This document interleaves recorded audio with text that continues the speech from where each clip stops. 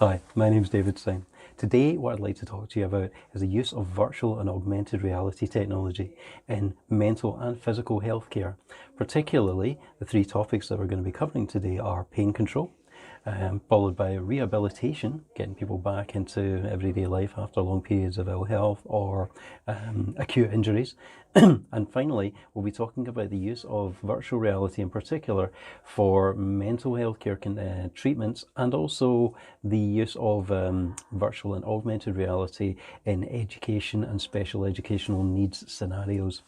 What we're going to start off by talking about, as I mentioned, was pain control. Now, a major issue with pain, particularly acute pain, is anticipation and fear. It seems to worsen our experience of pain, but quite considerably by the research that's been done. Now, nowhere is this more noticeable than with younger children, particularly prior to them receiving vaccinations and other injections. In Brazil, they've come up with an incredibly clever approach to using virtual reality to alleviate this. So I'll stop talking now. Let's have a look at how they've achieved this. I think you'll be impressed.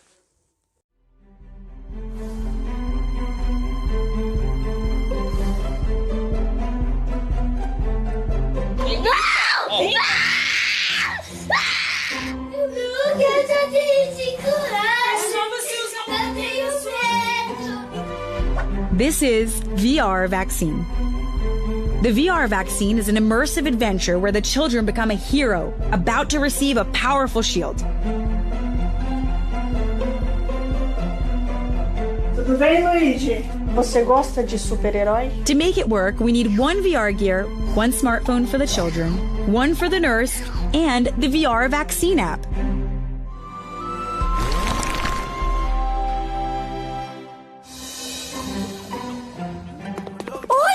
Você voltou! Você voltou! And what the children experience in the virtual world is matched step by the nurse that follows the story on a second screen. Pronto. Agora o fluxo de fogo. Mas ó, vamos lá. Bem rapidinho. Peraí. All simultaneously calming and entertaining children while helping the nurses to better perform the vaccination. Funciona! Obrigada! Caramba, filho, o que você achou disso? Legal.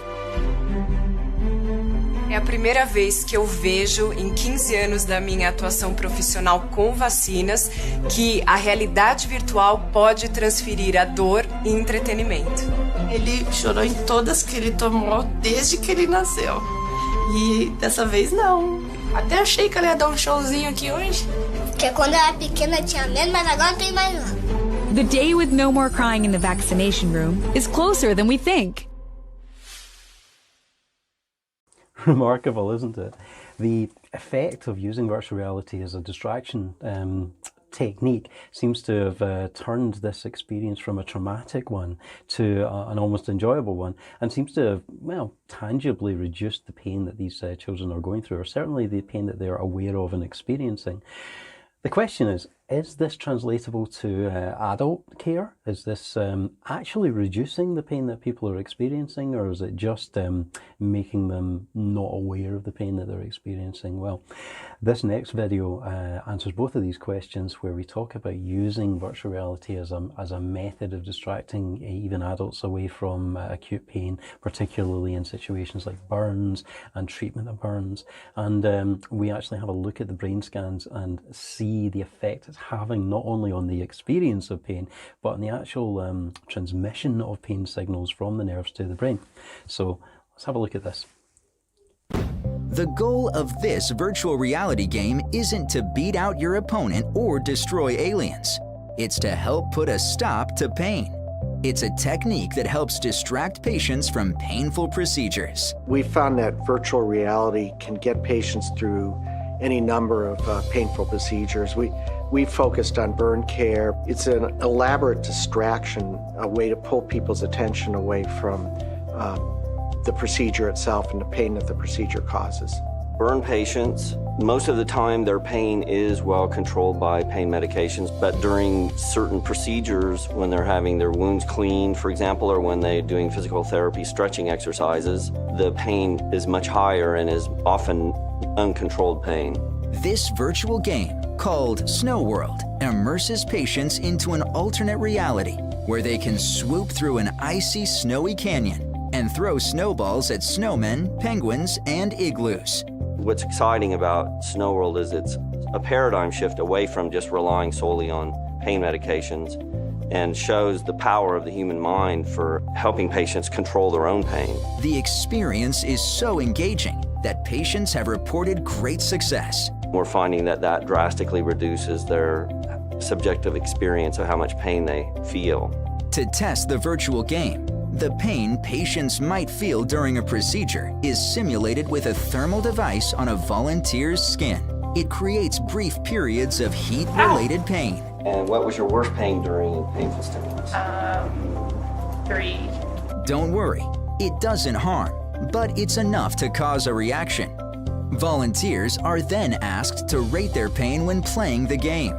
So how much pain did you feel during that last pain stimulus? 2. Researchers are working to find out whether the virtual reality game affects the brain in the same way pain medications do. We've also done brain scan studies showing large reductions in pain-related brain activity during virtual reality.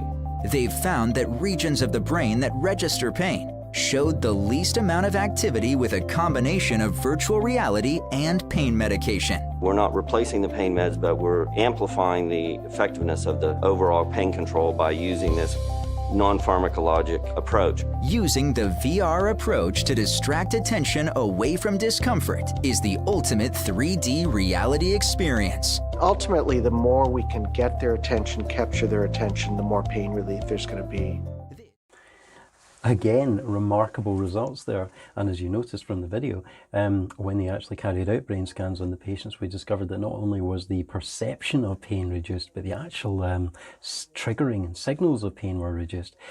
Obviously, the general consensus seems to be that you don't want to use this to completely replace pain medication, but it can be used as a very useful adjunct, particularly as we're in a period where there's a serious concern about opioid addiction for pain relief, and this is spreading from North America into Europe quite rapidly. This is a good way to nip this problem in the bud, because as we saw there, not only can be used as an adjunct to make the painkilling more effective of pharmaceutical approaches, but in so doing it can reduce the actual physical quantities of the pharmacological painkillers, thereby reducing the likelihood of addiction and dependency, and also helping to wean people off at the end of their treatments.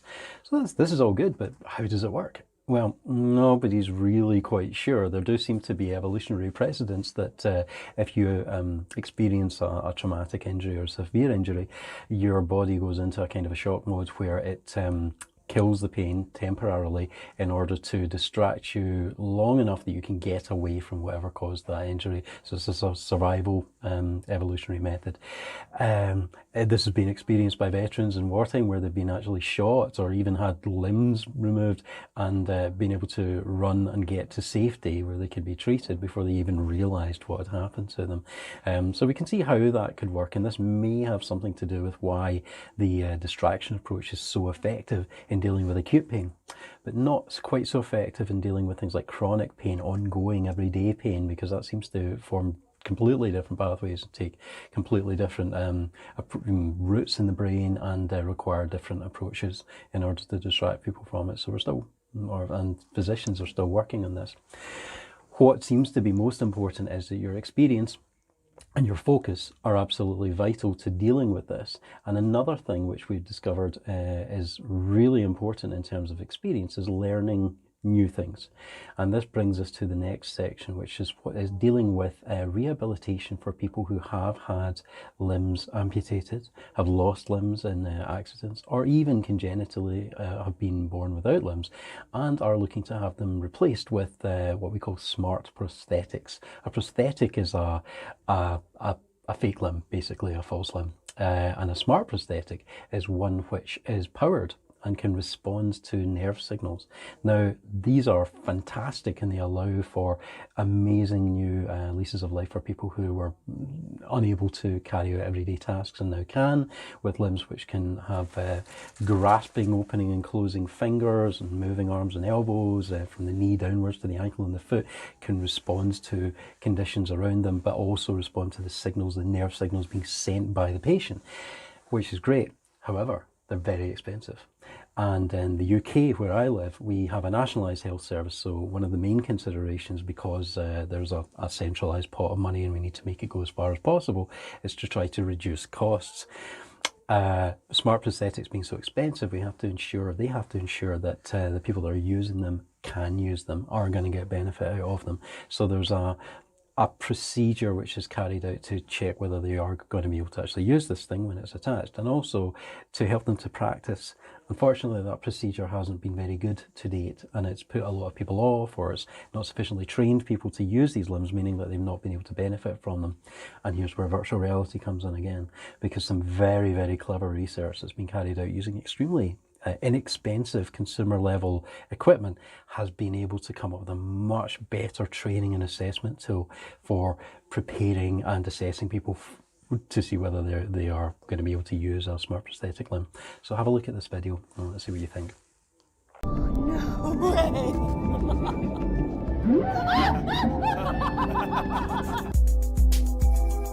It's shaken up the world of games and movies. Virtual reality offers a dive into all-encompassing cyberspace. But back in the real world, gamers are using the same tech for something a bit more serious. To see the hand there in front of me, but not be wearing a limb, was really surreal. It was really out of this world, if you like. Kevin lost his arm in an industrial accident 35 years ago. Now he's helping develop a unique project. So you want to put the lid back on the pot? A kind of try-before-you-buy scheme for artificial limbs. By contracting the muscles, as I normally would do when I'm wearing the normal limb, I was opening and closing the hand and able to move items from one location to another. Those reflexes enable Kevin to make his electronic limb work. It's a vital decider in whether an amputee's suitable for an expensive prosthetic. But up until now, testing for those reflexes took time and wasn't as fun as VR. We're talking about a 3-day course to actually go and learn how to use the opening and closing of the hand. And you would be moving shapes, opening doors, making sure that they're making sure that you're capable of using it, and then you're sent away to fend for yourself. So, do you want to go for that Coke can? That training is even harder if you've never had a limb. Imagine that for a congenital amputee, they may have never had an arm. So, what are those muscles? So, like, it's very abstract at the moment. It's like imagine grabbing an apple. If you've never done it before, I can imagine it's very difficult to understand what to do. Ivan's tech could not only speed up the testing, but also train amputees to use the new limb. It's proving a hit with patients. Some patients said, one in particular said that it's been very emotional for him to see a hand again, but he said in a good way. But he was like, and some of them just didn't want to go out, but they were like, can I have this and just keep playing with it? Like. Some amputees aren't suitable for an electronic limb. Steve Hopwood's nerves were too badly damaged by his motorcycle accident, but he's helping an MOD-funded project to tackle one of the most distressing aspects of amputation. A very angry mass of angry pins and needles, like a swarm of bees buzzing around this elbow area. Phantom limb pain affects most amputees. It's cruel and it's debilitating. It takes over everything. You know, I couldn't watch telly, I couldn't talk to my family. Up until now, the treatments were pretty low tech. So in the early days, they used basically a mirror and mirroring the image of the intact limb in the position of the residual limb, of the missing limb. And just doing that, seeing the reflection or mirror image in the position of your missing limb had an impact on reducing pain. VR and machinery can pull the same trick, only much, much better. The brain sends the motor command to the hand to open or close. The eyes are telling the brain, I can see it, the hand is opening and closing. Your spatial awareness is telling you this is how my arm is located in space. You can feel the weight properties of the object you just pick up. And we hope by doing this, the brain will embody the virtual limb, and this will result in a reduction of pain. This project with Middlesex University could help thousands reconnect with a lost part of themselves. When I could actually move the hand and I was able to pick the objects up and put them down, oh, that's something that I'm doing which I haven't done for 30 years. Another 30 years and Steve's computerized arm could be animated on to his real world. Games like Pokemon Go are already blending the virtual with reality. It's tech that promises, quite literally, to change the way we see the world. Amazing results again. And like with the other videos that we've been looking at, it all comes down to the experiential nature of virtual reality.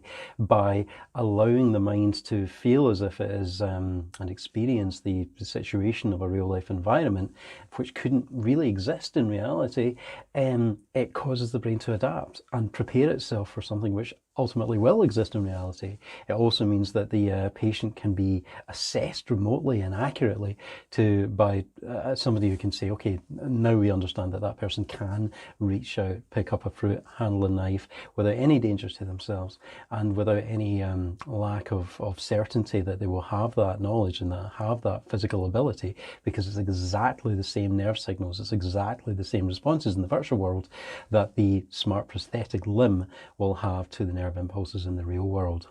What was also very interesting about this was the second gentleman who was experiencing the phantom nerve signals and phantom pains, which have long been associated with amputations and loss of limbs, is going to be extremely debilitating and distressing to these patients, and there's really nothing that they can do about it because there's no limb there to stroke or scratch or calm down. It's signals that they have no control over. But by creating an environment, albeit a virtual environment, that gives them a sense of control over it, that gives their brain a sense that this is a real limb, they regain and recapture the ability to control the signals that are coming from it. And this is something which ties in with our next section, which is talking about phobias, and it's talking about another aspect of rehabilitation, which again comes back to fear and uncertainty and lack of control over situations. This is something that I have personal experience of. I have Crohn's disease, and for 2 years in my late 20s I was housebound. The unexpected symptom of this, when I was eventually returned to health, albeit briefly, was I became afraid to go outside. I hadn't been outside for a long period of time, and going out was overwhelming for me. Being observed by other people was overwhelming for me, and the lack of control over my environment that I experienced in places like public transport in particular, and just public areas where I was far from home and I couldn't get away to the privacy of my home, whenever I wanted to, was overwhelming, and it would bring about panic attacks. And this is a common experience. Now, this is not the only phobia. Obviously, there's all sorts of other phobias, from arachnophobia to vertigo to you name it. A lot of these come down to a lack of control, and a lot of these can be seriously helped by giving the person a sense of control over the situation.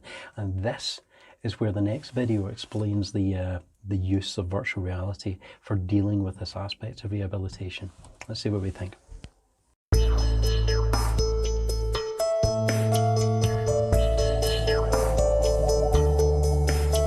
High-tech.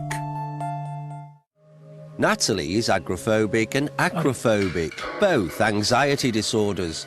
The former involves the fear of places or situations that may cause panic. The latter, a pathological fear of heights. To treat her, doctors at the Van Gogh Hospital in Charleroi, Belgium, are using virtual reality to help her control her fears. The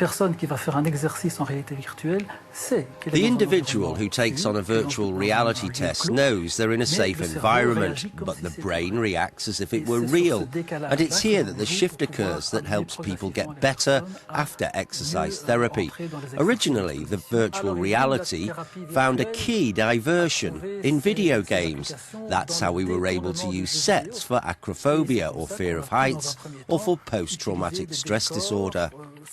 pour l'acrophobie, donc la peur des hauteurs, soit pour le stress post-traumatique. There are many different kinds of phobias. Ideally, each program would be customized in accordance with the patient's needs. In Switzerland, researchers are working on an alternative reality machine that could offer a more specific experience.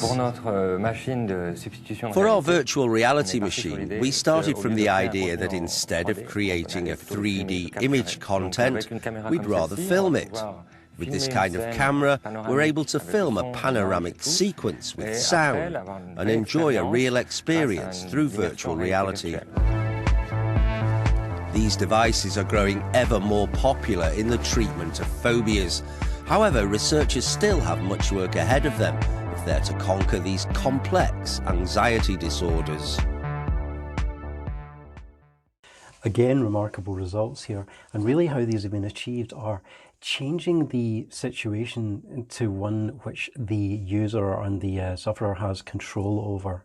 If at any point they become overwhelmed, they can simply end the simulation, remove the headset, which means that they feel less fearful, they feel more in control of the situation, and they become more familiar with that sense of lack of fear and control in said situations in the real world, meaning that they're less likely to become overwhelmed or fearful in real world situations.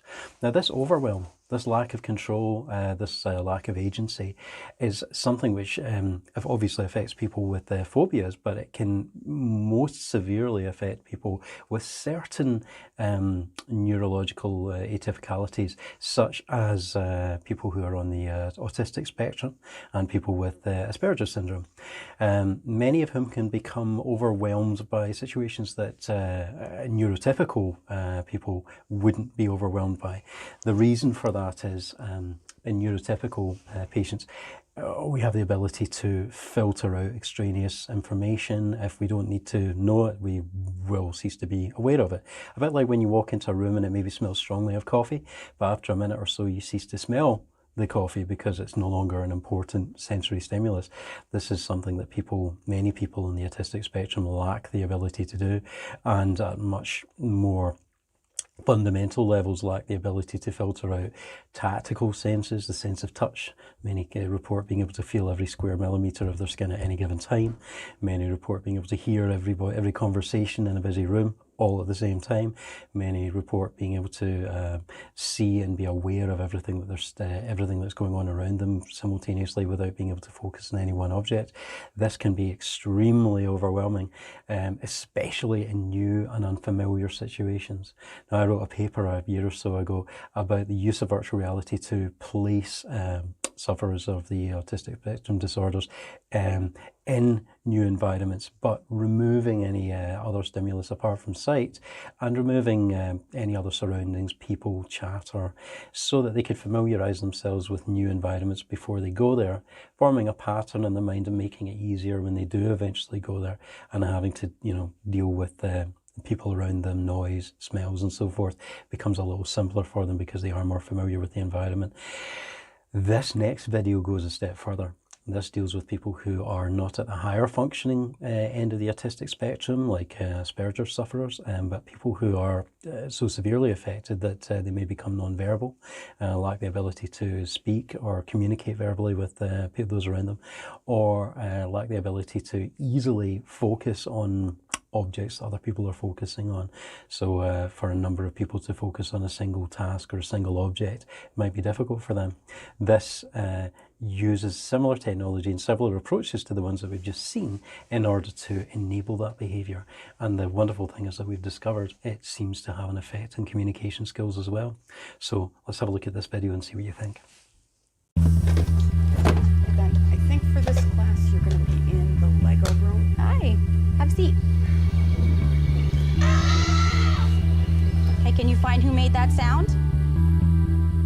So many of my students tell me that their mind is so disconnected from their body that they wish they could leave their body behind.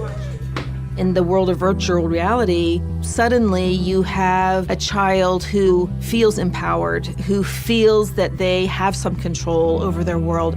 That's a whole different experience from the real world for people with autism. They're controlling everything. They're in charge.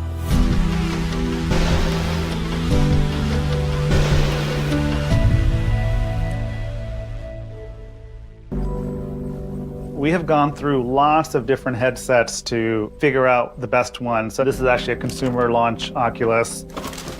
This one had a nice form factor for kids. This is Vijay. He's the CEO of a virtual reality company called Florio, hence all the headsets in his basement. I'm also a dad. We have 2 kids, an 8 and a 4-year-old. And our son is on the autism spectrum. As parents of a child with autism, you're always looking for those moments where you find healthy engagement with something. Is that where your pretend house is? Yeah. Manoj has a deep interest in maps and navigation. It's Ocean City. We call him our human GPS. Ocean City, Maryland. Manoj makes you look at the world in a whole new way. Like, he notices things that I don't notice. It's right. Look at that. In late 2015, Google Street View became available as a virtual reality application. Now it's satellite mode. It is satellite mode. I had a virtual reality headset, and I was really curious to see whether he would enjoy it or not. Come over here, put it on. He tried on the headset, and he loved it. Vibha was the one who then made the connection as like, what if VR could be used as a medium for coaching skills, and eventually, if you could prove it out, be therapy. What I've learned is that the autistic brain has neurological differences that can present different strengths and challenges. Our idea is that in VR, it's in 3D space. It involves the same kinds of navigation challenges and communication challenges, and that practice is just more useful and more applicable. Generally, people with autism tend to have difficulty communicating with others and focusing in group settings. So Vibha and Vijay created a company and started to make VR lessons that could build communication skills. Florio's lessons work on elements of a very important foundational skill called joint attention. Joint attention is the ability for 2 people to establish shared focus on the same object. It's a pretty important social skill that many people with autism tend to struggle with. What Vijay and Vibha needed to prove is that VR could actually help children with autism build those types of skills.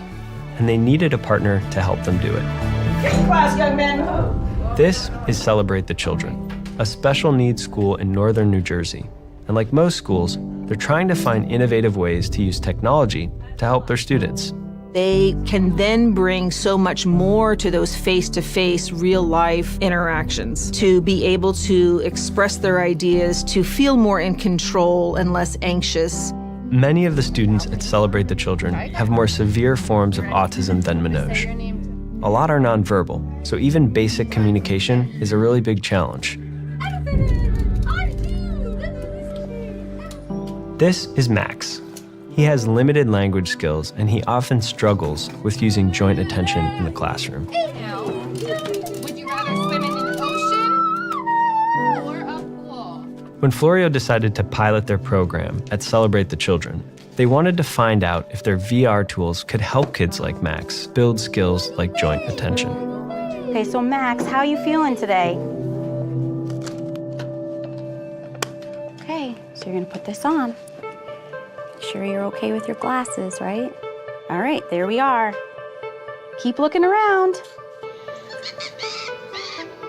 You found the chimp, great job. Awesome. Okay, let's see what else. Is that a bird squawking? Great job, you found it, first try. All right, I'll take it. Thank you, great work, Max. Did you enjoy Florio today? Yes. Great, good work. Bye. Unbelievable. It was incredible. I'm impressed. Processing language and accessing his language is very difficult for him. And that's where the anxiety comes down, the confidence comes up, and the motivation to come back and keep doing this.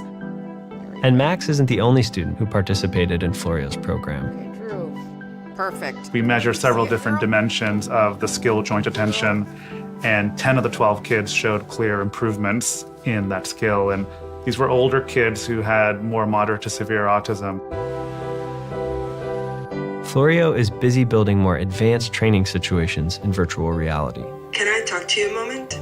Yes. This is Manoj beta testing the latest one, a police safety simulation. The police safety module is part of an NIH study in partnership with Children's Hospital of Philadelphia's Center for Autism Research. Florio started building the police safety module after an incident in 2016 where police approached an autistic man who wandered from his group home. The incident resulted in his caretaker being shot by the police. We basically started building content to simulate what it would be like to have an unexpected encounter with law enforcement and start being exposed to some of the language that the officers would use in that interaction. All right, you're free to go. These children are intelligent. It's not a matter of an intellectual disability. It's more how the information is coming in and their inability to organize that information. Keep looking. There is this transferal between enjoying an activity in the digital space to then building skills and applying it to the real world. And if you can then build on that, you can then take their engagement to new levels of relationship with finding new ways of play and enjoyment, relationship with their parents. It just opens their worlds up more. Well, I think you only have to look at the reactions in the faces of the carers, medical professionals that deal with these patients on a daily basis to see just how much of an unexpected and far-reaching impact this treatment using virtual reality had. This is just one of many applications for virtual reality from which we've been experiencing really unexpectedly far-reaching and impactful results. And as we've seen from these videos, this crosses everything from the experience of physical pain, the experience of fear, rehabilitation into the outside world for people who have been otherwise trapped away from it, the reduction of phobias, the treatment of people with mental spectrum disorders. There's so many of these conditions and many more which virtual reality can usefully be applied to, and cheaply and anywhere in the world. There's so many things that we've discovered and so many things yet to discover in the medical world that we can do with virtual and augmented reality that this is probably just the tip of the iceberg, which is why I'm really looking forward to speaking to you after this with Dominic and myself. We're going to be doing Q&As for the next hour or so.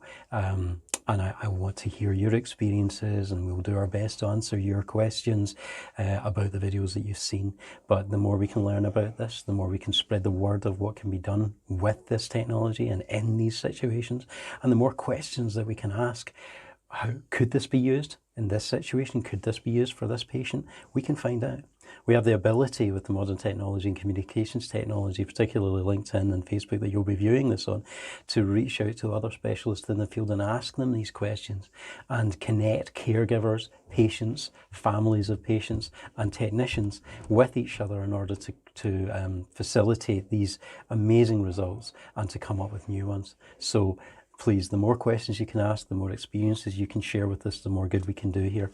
I look forward to speaking to you soon.